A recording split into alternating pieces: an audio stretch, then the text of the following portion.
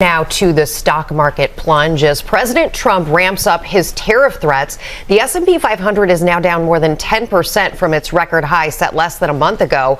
Our chief White House correspondent Mary Bruce has the latest. Good morning, Mary. Hey, Rebecca, good morning. Well, the president insists the U.S. will ultimately benefit from these tariffs, but Wall Street is clearly not convinced as we are seeing new signs this morning that Trump's trade war is taking a real toll on the American economy. This morning, new alarm bells on Wall Street as the president's trade war escalates. The Dow plunging more than 500 points, and for the first time in 2 years, the S&P 500 going into correction territory, down 10% from its high last month. A benchmark that speaks to investor anxiety over Trump's tit-for-tat tariffs. Still, the president says he's not backing down.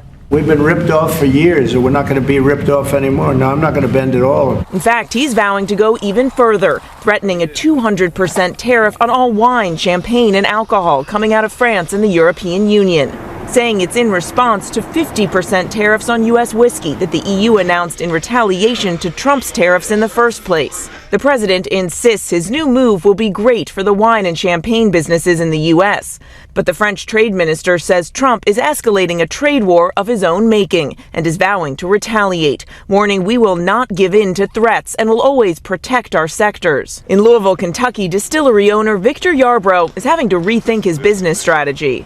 Maybe we need to hold off until the whole tariff thing kind of calms down a bit, and let's pivot to another country, or let's double down domestically. Economists warn American businesses will foot the bill for Trump's tariffs and pass the costs along to consumers by raising prices.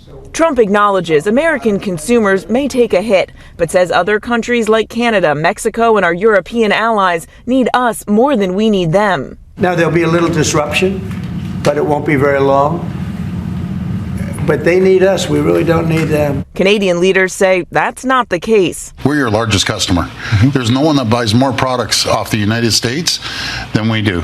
You're going to be paying a lot more for everything right across the board because you can't get aluminum anywhere else. In the Oval Office, I pressed the president. But many American small business owners say they are concerned that these tariffs are going to hurt them. What's your message to them?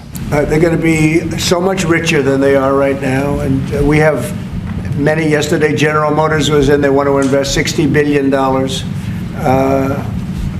The people from Facebook were in yesterday. They're going to invest $60 billion by the end of the year. Other people are talking about numbers. Apple, as you know, a few days ago announced $500 billion investment. They're going to build their plants in the United States.